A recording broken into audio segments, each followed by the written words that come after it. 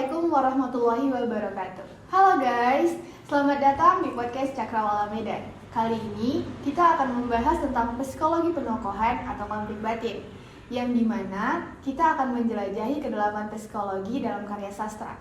Saya Zelita Putri, dan hari ini kita akan merenungkan ke dalam emosional yang kompleks melalui novel dan puisi yang sangat menyentuh, yaitu Surga Yang Tak Dirindukan 2, karya Asma Nadia, dan puisi Aku, karya Chairil Anwar. Sebelum kita membahas seputar novel dan puisi tersebut, mari kita bahas siapa sih Asma Nadia dan Chairil Anwar ini. Asma Nadia lahir pada tanggal 26 Maret 1972. Asma adalah seorang penulis novel dan cerpen Indonesia. Ia dikenal sebagai pendiri forum Lingkar Pena dan manajer dari Asma Nadia Publishing House. Chairil Anwar, ia lahir pada tanggal 26 Juli 1922 dan dijuluki sebagai si binatang jalang dari karyanya yang berjudul Aku. Chairil Anwar adalah penyair terkemuka Indonesia. Dia diperkirakan telah menulis 60 karya, termasuk 70 puisi, bersama Asrul Sani dan Rifai Apin. Ia dinobatkan oleh Habib Yasin sebagai pelopor angkatan 45 sekaligus puisi modern Indonesia. Sebelum lanjut, saya tidak sendiri nih. Saya bersama dua orang teman yang akan mendampingi saya selama podcast ini berjalan. Boleh dong perkenalkan dirinya teman-teman? Baik, perkenalkan nama saya Suli Rizky dari mahasiswi Sastra Indonesia Universitas Negeri Medan. Halo Semuanya. Selanjutnya boleh kakak? Perkenalkan, nama saya Adia Tulina dari mahasiswa Universitas Negeri Medan Stambuk 21. Halo Adia Tulina. Iya, kebetulan kami ini sama sih, Stambuk 2021, sama-sama di universitas yang sama. Satu kelas bukan? Iya, kayaknya sepertinya iya. Oke, langsung aja ya. Tanpa berlama-lama langsung aja nih kita bahas tentang novel. Siapa duluan nih yang mau bahas tentang novel? Mungkin bisa Kak Adia Tulina? Boleh. Mungkin ya. Jadi boleh nggak sih kasih tahu sedikit nih Kak tentang novel Surga Yang Tak Dirindukan 2 ini seperti apa gitu? Jadi novel ini berkisah tentang wanita yang bernama Arini. Dia memiliki 3 orang anak yang bernama Nadia, Putri, dan Adam. Suaminya bernama Fras. Arini ini merupakan sosok wanita yang tegar dan sabar. Awalnya pernikahan Arini ini berjalan lancar dan harmonis, namun ketika Franz menjalani hubungan dan menikahi perempuan lain, membuat Arini terpuruk dan sedih. Namun Arini ini tidak mau mempersoalkan yang menimpa dirinya, membuat kehilangan akhirat. Tujuan akhir dari yang akan dihadapi semua insan. Hal ini yang membuat Arini tetap bertahan. Jadi hal ini yang membuat Arini tetap bertahan menerima Meirosa. Hal ini yang membuat Arini tetap bertahan menerima Meiros, wanita kedua yang telah merebut Franz dari Arini. Franz menikahi Meiros hanya untuk menyelamatkan nyawa Meiros yang ingin bunuh diri karena kecewa terhadap kekasihnya yang tidak mau bertanggung jawab terhadap janin yang dikandungnya. Jadi mau nanya lagi nih Kak, jadi boleh kasih tahu nggak sih Kak konflik batin dari novel ini tuh apa gitu?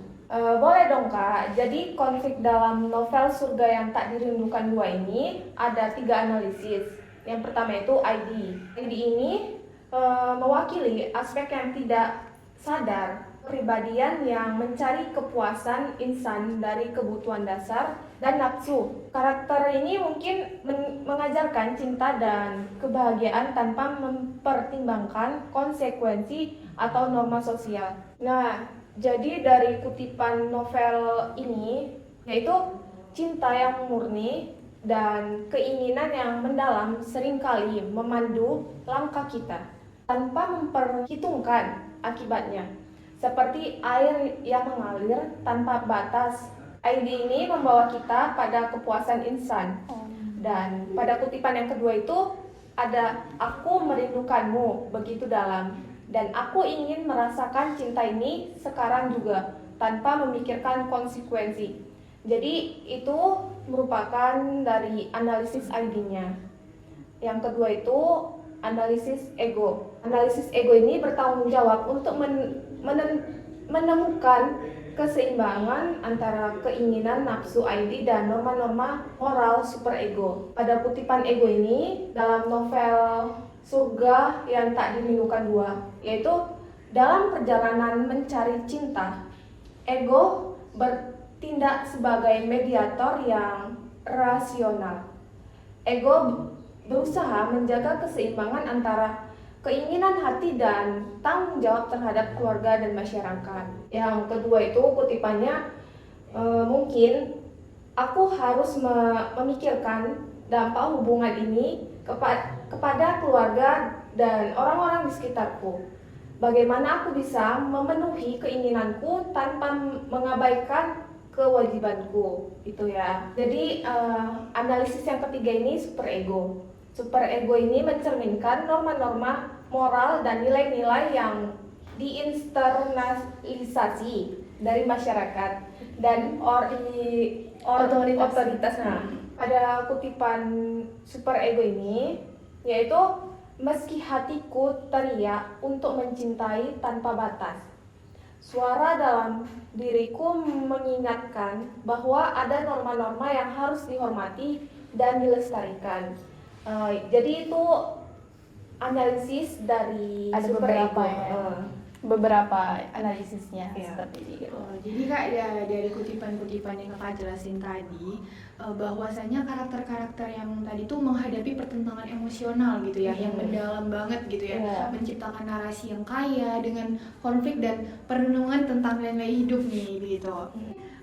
Sampai di situ kali ya Kak. Jadi kita gantian nih, boleh Iya. gantian kan? Mungkin bisa kita lanjut ke puisi kali ya. Oh, boleh bisa. Puisi yang dimana puisinya tuh Aku karya Chairil Anwar, yang Ya. mungkin Kak Suri bisa jelasin apa itu Nah. puisi Aku. Oke, boleh. Sebelumnya ya, saya jelaskan itu puisi Aku karya Chairil Anwar ini adalah salah satu karya sastra Indonesia yang penuh dengan ekspresi dan keguncangan emosional. Siapa sih yang nggak tahu tentang Chairil Anwar ya kan? Nah, dalam menganalisis puisi Aku itu ada konflik batin. Nah, yang dapat memperhatikan beberapa elemen yang mencerminkan perjuangan batin dan kegelisahan penyair. Nah, jadi ada beberapa aspek yang dapat dianggap dalam konflik batin dalam puisi Aku. Nah, puisi ini mencerminkan pertentangan identitas dan perasaan kebingungan akan jati dirinya. Nah, jadi ada beberapa aspek yang dapat dianggap dalam analisis konflik batin dalam puisi Aku ini ya, teman-teman. Jadi yang pertama itu ada pertentangan identitas. Nah, dalam puisi ini mencerminkan pertentangan identitas atau perasaan kebingungan akan jati diri. Jadi pergulatan penyair dengan pertentangan tentang siapa dirinya sebenarnya itu tercermin dalam ekspresi-ekspresi puisinya. Contohnya aja nih ya, dalam kutipan Aku ini binatang jalang dari kumpulan yang terbuang. Nah, kita lanjut yang kedua yaitu perlawanan terhadap norma. Nah, analisis yang tentang perlawanan analisis norma ini, karena awalnya sebagai penyair yang kontroversial. Dan dalam puisi Aku terdapat perlawanan terhadap norma-norma sosial dan budaya. Nah, konflik batin yang dapat muncul dari ketidaksesuaian dan ketegangan antara eksistensi penyair dan harapan-harapan sosial. Contoh kutipannya itu terdapat Aku ini kapitan nahkoda atau di lautan yang tak berujung. Nah, lanjut yang ketiga itu pertentangan antara cinta dan kehidupan. Dalam pertentangan antara cinta dan kehidupan ini, puisi ini juga mencerminkan konflik batin antara cinta dan kehidupan. Chairil Anwar seringkali mengeksplorasi tema cinta dan karyanya. Dan dalam Aku mungkin terdapat perasaan konflik antara kebutuhan cinta dan realitas kehidupan yang kompleks. Terdapat ada kutipan ya yang saya ingat itu, Aku ini anak Indonesia atau membela yang benar. Kemudian kita ada dua lagi yang mungkin yang dua lagi ini dijelaskan yaitu pertentangan antara kebebasan dan keterikatan. Dalam antara kebebasan dan keterikatan ini, mungkin menemukan pertentangan antara keinginan penyair untuk merdeka dan keterikatan pada kenyataan atau norma-norma yang membatasi kebebasannya. Contoh kutipannya itu terdapat pada Aku Ini Indonesia atau Tanah Tumpah Darahku. Mungkin sampai situlah ya dari analisis yang dapat saya sampaikan ya kan tentang puisi aku Karen Anwar. Jadi dalam kutipan-kutipan yang kakak jelasin tadi terlihat penggambaran konflik batin karya Chairil Anwar tadi yang kompleks gitu ya kayak dimana ia merentang di antara pertentangan identitas, kebebasan, kematian dan ketidakpuasan terhadap dirinya gitu ya. Jadi puisi ini tuh mencerminkan perjuangan batin gitu. Penyair dalam menghadapi realitas sosial dan budaya pada zamannya gitu. Betul Kak. Jadi mungkin itulah ya kan bisa kami sampaikan. Jadi banyak sekali ya konflik batin dalam karya sastra mau puisi, cerpen, novel dan lainnya. Oke, mungkin sampai di sini aja pembahasan kita kali ini ya guys. Banyak sekali karya-karya penulis di Indonesia dan tentunya keren-keren banget ya kayak. Keren banget sih memang. Jadi, Indonesia penuh dengan karya sastra deh. Iya, gitu. Jadi maaf kalau ada salah kata teman-teman. Terima kasih untuk kebersamaannya dan makasih buat Kak Suri dan Kak Diatulina udah berkenan untuk diundang ke podcast ini. Saatnya aku Jelita pamit undur diri. Tapi bentar. Tunggu dulu. Oh iya, apa tuh?